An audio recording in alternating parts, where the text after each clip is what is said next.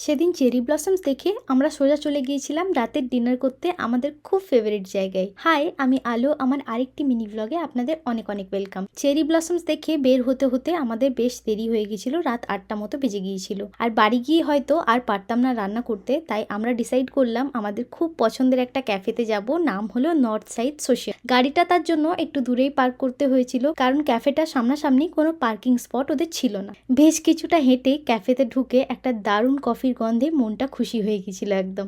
আমি আমার জন্য অর্ডার দিলাম আমার ফেভারিট ক্যাপাচিনো, আর হাজব্যান্ড ওর জন্য নিল একটা মাচা, আর তার সাথে আমরা নিয়েছিলাম একটা চিকেন স্যান্ডউইচ। কিছুক্ষণ পরেই খাবার এসে হাজির। প্রথমে ভেবেছিলাম একটা অর্ডার দিলাম চিকেন স্যান্ডউইচ, হবে কি হবে না, তারপর দেখলাম কোয়ান্টিটি বিশাল। তো যাই হোক, এত দূরে আসার প্রধান কারণ হলো এদের কফিটা এক কথায় মারাত্মক খেতে। আর সত্যি বলতে স্যান্ডউইচটা মুখে দিতে এত ভালো লেগেছিল কি বলবো। এই টাইপের কোল্ড স্যান্ডউইচ কফি দিয়ে খেতে আমার ভীষণ ভালো লাগে। তো সব মিলিয়ে আমাদের খাওয়া দাওয়া বেশ ভালোই হয়েছিল।